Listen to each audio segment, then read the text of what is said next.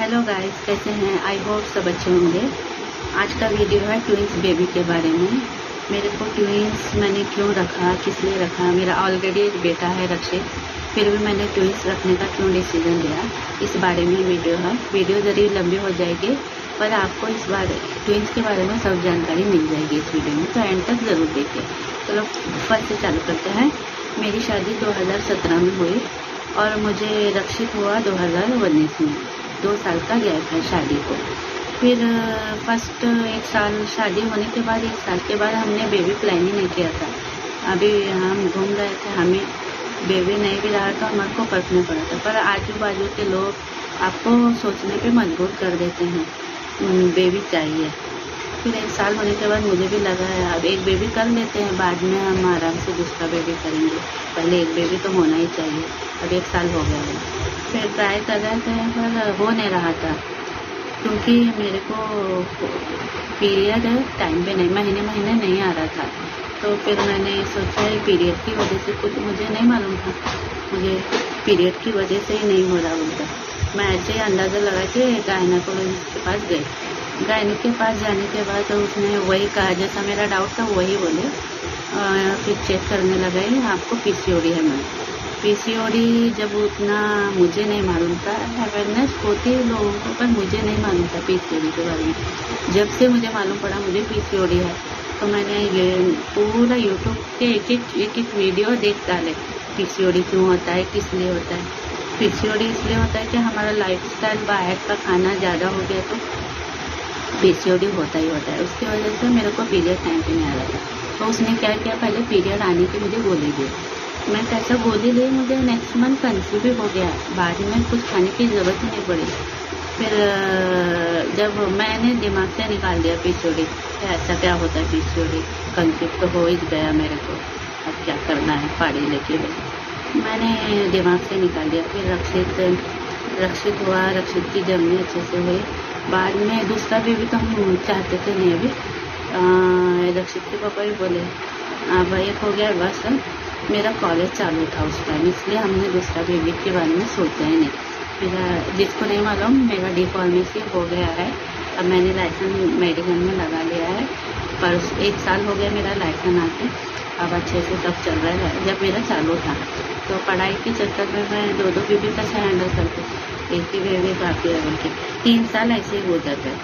फिर मेरा 3 साल गुजरने के बाद जब लगा हमें दूसरा बेबी भी करना चाहिए, बाद में सोचे। फिर मेरा फार्मेसी चालू था, फार्मेसी का एक पेपर बैक था।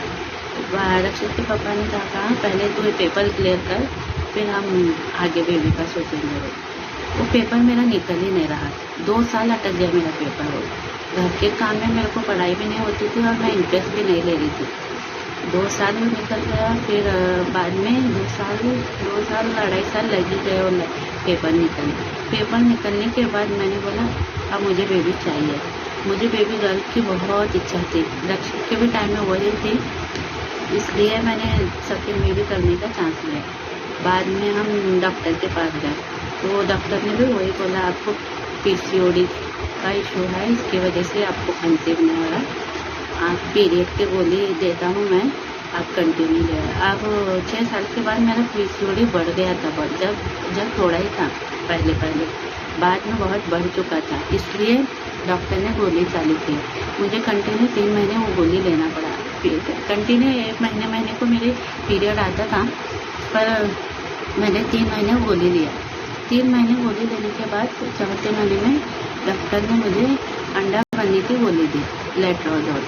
आप अपने डॉक्टर की सलाह से लीजिए, क्योंकि ये जो अंडा बनने की गोली रहती है वो आपकी सिचुएशन पे, आपके क्या है ट्रीटमेंट, वो देखकर ही आपको डोज दिया जाता है। वो डोज नहीं तो आप अपनी मर्जी से लेंगे तो आपको आगे जाके प्रॉब्लम हो सकती है। इसलिए मैं गोली का नाम इसलिए मेंशन कर रही हूँ, क्योंकि मैंने क्या क्या किया, मेरे साथ क्या हुआ है, मैं अपना एक्सपीरियंस बता रही हूँ। आप खुद पर उससे ट्राई मत कीजिए प्लीज़। फिर लेट्रोजोल कैसा, मैंने को गोली 1 महीना ली, मुझे कंसीव हो ही गया। मेरे को कुछ ऐसा मेरा प्रॉब्लम नहीं था कि पीरियड का प्रॉब्लम था, इसलिए हो ही गया मेरे को कंसीव हुआ। कंसीव होने के बाद हम बहुत खुश थे। अब रक्षित भी बहुत खुश था। रक्षित को भी बहुत चाहत थी, मेरा छोटा भाई हो बहन हो। उसको भाई चाहिए था, मुझे बेटी चाहिए थी।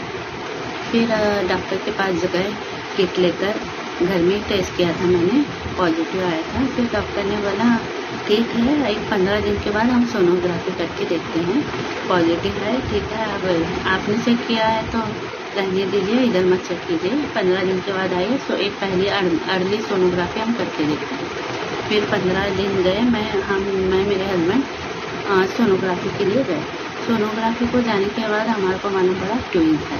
डॉक्टर ने कैसा कहा ट्विंस है, तो हम शॉक भी थे और खुश भी थे।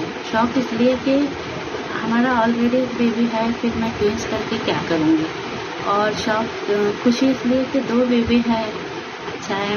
ट्विंस के लिए मैं इतनी एक्साइटेड थी। मेरे मम्मी को भी ट्विंस थे, मेरा भाई ट्विंस में का है, पर अनफॉर्चुनेटली एक मर गया, एक रह गया। जब उतना नॉलेज नहीं थी, सब घर में डिलीवरी होती थी, क्या प्रॉब्लम है मेन मालूम नहीं होता था बेबी को, इसलिए जब वो ऐसा हुआ था। और मुझे बहुत खुशी हुई, मेरी मम्मी को ट्विंस थे, आगे मुझे ट्विंस आए हैं बोलकर। फिर डॉक्टर को पूछी मैंने, शायद है लेट्रोजोल गोली की वजह से मुझे ट्विंस है, हो भी सकता है नहीं भी हो सकता है। डॉक्टर ने उसे क्लियर कट नहीं बोला, नहीं, वो डॉक्टर तो मना ही करेंगे ना, क्योंकि हर पेशेंट ट्विंस चाहता नहीं है, कि चाहते हैं पर हर पेशेंट नहीं चाहता ट्विंस होना ही हमारे को, क्योंकि एक बेबी को संभालना बहुत मुश्किल होता है। ट्विंस के साथ तो बहुत सारी प्रॉब्लम होती है। फर्स्ट मुझे बहुत ईजी लगा, बहुत खुश थी मैं ट्विंस है। अब हम ऐसा ख्याल भी नहीं करें हम एक ट्विंस कैसे संभालेंगे, नहीं हम ये कर देंगे लेकिन ऐसा मन में विचार भी नहीं आया। फिर जीवन ने भी ऐसा कभी नहीं बोला। ट्विंस बोलने के बाद वो बहुत खुश हो गए थे, रहने रहो ट्विंस रहने, हमारे घर में है 10 किसको भी ट्विंस नहीं है, ट्विंस रखेंगे बोलते। फिर मुझे लगा ट्विंस में से एक तो लड़की होगी, दोनों लड़की भी हो सकते थे, दोनों लड़का भी हो सकते थे, पर मुझे क्या फील था मेरे लिए एक लड़की तो भगवान ने दिया ही है, और रक्षित को एक लड़का भाई चाहिए था। तो मैं बोली एक लड़की एक लड़का हो गए तो हम दोनों की भी एक इच्छा पूरी हो जाएगी, इसलिए रख ही लेते हैं। बाद में 3 महीने हुए, 3 महीने के बाद मेरा पेट ही 5 महीने के जैसा दिखता था ट्विंस प्रेगनेंसी में। 3 महीने तक भी मैं नॉर्मल अच्छी थी, ऐसा उल्टी होना ज़्यादा मेरे को उतना नहीं था। 3 महीने होने के बाद 5वें महीने में जैसे मैं एंटर हुई, जब मुझे दिक्कत चालू होने लगी, बहुत दिक्कत, मुझे सोने नहीं आता था, ऐसा सांस लेने नहीं आता था, पेट तो बहुत आ चुका था, पूरा डिलीवरी का टाइम आता ना 9वें महीने में सिंगल प्रेगनेंसी में, वैसा मुझे 5वें महीने से चालू हो गया था। 5वां और एक बात मैं आपको बताने भूल गई, सॉरी, मेरे को 4थे महीने में ब्लीडिंग चालू हुई थी। सोनोग्राफी होने के 1 महीने बाद मेरे को ब्लीडिंग चालू हुई थी, क्योंकि मैंने वजन सामान उठाया था, नीचे से घड़ा उठा के लाई थी। मुझे क्या होगा ऐसा लगा था, पर वो उठाने के बाद में 8 दिन के बाद ब्लीडिंग चालू हुई थी, वो भी हल्की, तो बहुत डर गई थी मैं। ब्लीडिंग होती है बोल के भी मुझे नहीं मालूम था प्रेगनेंसी में, जब मुझे हुई तो और पेशेंट को भी होती है, जब मुझे मालूम था जाने। तो फिर मैं डॉक्टर के पास गई, डॉक्टर ने इंजेक्शन चालू किया था, इंजेक्शन का मुझे नाम तो याद नहीं। फिर इंजेक्शन दिए, 1 महीना इंजेक्शन थे 8 दिन में। डॉक्टर ने बेड रेस्ट बोल दिया था, वजन काम तो आप होल्ड कर भी मत करिए। फिर भी मैं 8 दिन आराम करी। 8 दिन के बाद मेरे जो हल्के फुल्के काम थे मैंने चालू कर दिया 8 दिन के बाद। हाँ से इधर से मायके से तो मेरा कोई नहीं है, इधर ससुराल से सास आई थी, थोड़े दिन रही, फिर उनको भी गांव में तरफ काम रहता है, इसलिए मैंने बोला जाते हैं तो जाने दीजिए, मैं इतना तो हैंडल कर ही लूँगी, ऐसे भी क्या बड़ी प्रॉब्लम नहीं है। फिर डॉक्टर ने क्या बोला हमारे को, आपके ट्विंस से समय से पहले डिलीवरी हो सकती है, आप इंजेक्शन लेते रहिए, जो इंजेक्शन पहले थे वही ठीक है चालू, दूसरी चालू करें, टाइम से पहले डिलीवरी ना हो। फिर डिलीवरी इंजेक्शन पहले मेरे को 5वें महीने तक महीने में 4 दिए, बाद में कैसा नज़दीक दिन आ रहे थे वैसा डोज कम होते गए, बाद में महीने में 3, बाद में महीने में 2, बाद में लास्ट महीने में 1 ही थी। पूरा 37 वीक तक मेरे को इंजेक्शन चालू थी। 37 वीक एक टर्म रहता है, 37 वीक से पहले जो डिलीवरी होती है वो समय से पहले होता है, इसलिए 37 वीक कंप्लीट होना ही चाहिए आपको। 37 कैसे वीक कंप्लीट हो गया, डॉक्टर ने बोला अब हम डिलीवरी कर सकते हैं। मेरा पहले भी रक्षित सी सेक्शन से हुआ है, पहली डिलीवरी भी, तो दूसरा तो ऑब्वियसली सी सेक्शन होना था। और ये ट्विंस में तो रिस्क भी नहीं लेते हैं, पहले इसमें भी सब सिचुएशन देखकर ही नॉर्मल को जाते हैं, पर ये तो मेरा पहले से डिसाइडेड था सी सेक्शन कराने का। तो बच्चे का भी वजन अच्छा बढ़ जाता है, 2 किलो 400 ग्राम 2.5 किलो के आसपास आ गए थे दोनों भी, और दोनों में कुछ ज़्यादा अंतर वजन का फ़र्क नहीं था, 100 ग्राम का फ़र्क था दोनों में, इतना फ़र्क चलता है डॉक्टर ने कह दिया था। फिर हमारे को डेट कुछ 4 अक्टूबर की डेट दिया था, तो 4 अक्टूबर शनिवार था और कुछ काम थे हमारे को, तो नहीं हो पाया। मैं बोली 6 तारीख को जाएंगे। 6 तारीख को कैसे 6 अगस्त रक्षित का बर्थडे है, 6 तारीख किया है, इनका भी 6 तारीख को करके सेम रहेगा। हाँ, याद अच्छा रहेगा, तीनों का सेम लगा तो 6 तारीख को हम जाने वाले थे। उस दिन मालूम पड़ा पूर्णिमा, तो पूर्णिमा शायद 11-12 बजे से आने वाली थी। मैंने बोला आप ज़्यादा दिन, मेरे को बहुत दिक्कत हो रही थी, मैं बोली मैं ज़्यादा दिन नहीं रुक पाऊँगी, हम जाके डिलीवरी कर ही लेते। फिर हम गए 6 तारीख को। 6 तारीख को हमारे को डॉक्टर ने सुबह 8:30 बजे ही बुला दिया था। सॉरी, बीच में डिसकंटिन्यू हो गया। डॉक्टर ने हमारे को सुबह 8:30 बजे बुला दिया था, 8 साढ़े 8 बजे। हम लोग खाली पेट जाना था मेरे को, इसलिए मैंने खाली पेट गया, पर मुझे दिक्कत बहुत थी। मैं यही वर्ड्स बार बार बोल रही हूँ क्योंकि दिक्कत बहुत होती है ट्विंस प्रेगनेंसी में। जो लोग बोलते हैं ये क्या है, प्रेग्नेंट है, हर औरत रहती है, पर ट्विंस के साथ बहुत मुश्किल होती है, क्योंकि मैंने दोनों एक्सपीरियंस करा हुआ है। जो मैंने सिंगल था, पहले सिंगल फर्स्ट था मेरा तो रक्षित, मुझे इतनी प्रॉब्लम नहीं थी, फर्स्ट बेबी में होती है लगता था, पर जो सेकेंड ट्विंस हुई मुझे मालूम पड़ा दोनों में अंतर कितना है। अंतर तो बहुत है, ज़मीन आसमान का अंतर। फिर मुझे लगा अब डिलीवरी हो गई, अब मेरी प्रॉब्लम। जिस दिन सी सेक्शन ऑपरेशन थिएटर में थी, मैं ऐसे सो गई थी चित्ता। सोने के बाद मेरे को इतनी दिक्कत थी, 40 मिनट तक 1 घंटा कुछ चला, कितना टाइम चला मुझे नहीं पता।